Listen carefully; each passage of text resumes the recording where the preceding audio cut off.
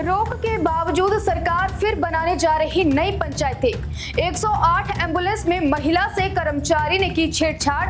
HRTC की electric bus सेवा पर संकट। इन सब के अलावा और भी बहुत कुछ रहेगा इस बुलेटिन में। आप देख रहे हैं इनॉक्स न्यूज, तो आइए जानते हैं अब दिन भर की बड़ी खबरें। हिमाचल में पंचायत चुनाव से पहले सरकार पंचायतों के पुनर्गठन में जुट गई है। प्रदेश में 68 नई पंचायतें बनाने का फैसला लिया गया है। इससे पहले सरकार 39 नई पंचायतों के गठन को मंजूरी दे चुकी है, जबकि 84 प्रस्तावित पंचायतों को लेकर जनता से आपत्तियां और सुझाव भी मांगे गए हैं। अब पंचायती राज विभाग नई पंचायतों की औपचारिक प्रक्रिया पूरी करेगा। इसके साथ ही प्रदेश में करीब 250 पंचायतों को अनारक्षित करने की तैयारी भी चल रही है, जो पिछले 2 से 3 कार्यकाल से आरक्षित थी। सोलन जिले से एक चौंकाने वाला मामला सामने आया है। यहाँ 108 एम्बुलेंस सेवा में एक महिला के साथ छेड़छाड़ का आरोप लगा है। पीड़िता की शिकायत पर महिला थाना सोलन में मामला दर्ज कर लिया गया है। पुलिस के अनुसार आरोपी एम्बुलेंस कर्मचारी घटना के बाद फरार हो गया था, जिसे बाद में शिमला से हिरासत में लिया गया है। बताया जा रहा है कि आरोपी पिछले करीब 6 महीने से 108 एम्बुलेंस में ईएमटी फार्मासिस्ट के तौर पर तैनात था। फिलहाल पुलिस मामले की जांच कर रही है और आरोपी के आपराधिक रिकॉर्ड की भी पड़ताल की जा रही है। ऊना जिले से एक सनसनीखेज मामला सामने आया है। यहाँ सड़क किनारे एक युवक का शव संदिग्ध हालात में बरामद हुआ है। स्थानीय लोगों ने सड़क के पास युवक को पड़ा देखा और तुरंत पुलिस को सूचना दी। सूचना मिलते ही पुलिस मौके पर पहुंची और शव को कब्जे में लेकर पोस्टमार्टम के लिए भेज दिया। फिलहाल युवक की पहचान और मौत के कारणों का पता नहीं लग पाया है। शुरुआती तौर पर मामला संदिग्ध माना जा रहा है और हर एंगल से जांच की जा रही है। शिमला शहर के लिए राहत भरी खबर है। शिमला जल प्रबंधन निगम लिमिटेड ने सतलुज नदी के बल्क वाटर सप्लाई प्रोजेक्ट की शुरुआत कर दी है। इस परियोजना के तहत सतलुज से पानी उठाकर शहर तक पहुंचाया जाएगा, जिससे गर्मियों में होने वाली पानी की किल्लत से काफी राहत मिलने की उम्मीद है। परीक्षण के दौरान सतलुज का पानी संजौली जलाशय तक भी पहुंच सकता है। इस परियोजना के शुरू होने के बाद शिमला में पानी की आपूर्ति क्षमता बढ़कर करीब 107 MLD तक पहुंच सकती है, जिससे शहर में जल संकट काफी हद तक कम होने की उम्मीद है। हिमाचल प्रदेश में मौसम एक बार फिर करवट लेने वाला है।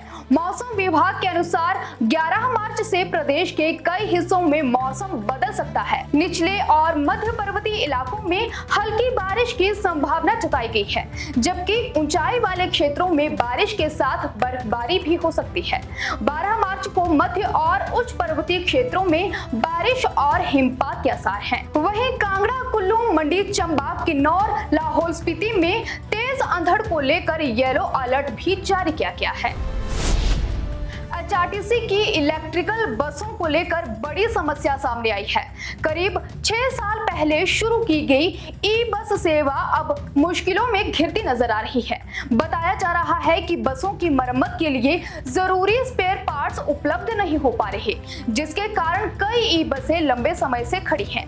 स्पेयर पार्ट्स की कमी से बसों की समय पर मरम्मत नहीं हो पा रही और परिवहन सेवा भी प्रभावित हो रही है। जनजातीय जिला किन्नौर के कल्पा गांव में ऐतिहासिक रौलाने उत्सव धूमधाम से मनाया जा रहा है। करीब 5000 साल पुरानी परंपरा से जुड़ा ये उत्सव स्थानीय संस्कृति और आस्था का प्रतीक माना जाता है। इस दौरान पारंपरिक वेशभूषा में लोग लोक नृत्य और धार्मिक अनुष्ठानों में भाग लेते हैं। रौलाने उत्सव को सर्दियों के अंत और नए मौसम के स्वागत के रूप में भी मनाया जाता है। हिमाचल के राज्यपाल शिव प्रताप शुक्ल अब नई जिम्मेदारी संभालने के लिए तेलंगाना रवाना हो गए हैं। शिमला में आयोजित विदाई समारोह में मुख्यमंत्री सुखविंदर सिंह सुक्खू ने उनके कार्यकाल की सराहना की।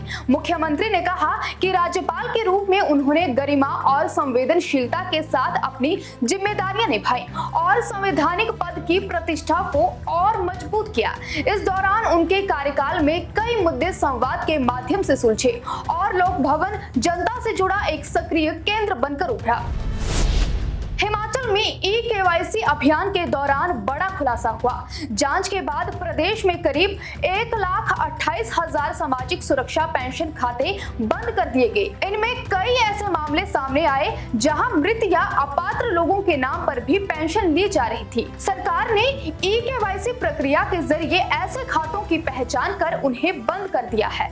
अब विभाग का कहना है कि इस कार्रवाई से पेंशन योजना में पारदर्शिता आएगी और सही पात्र लोगों को ही इसका लाभ मिल सकेगा।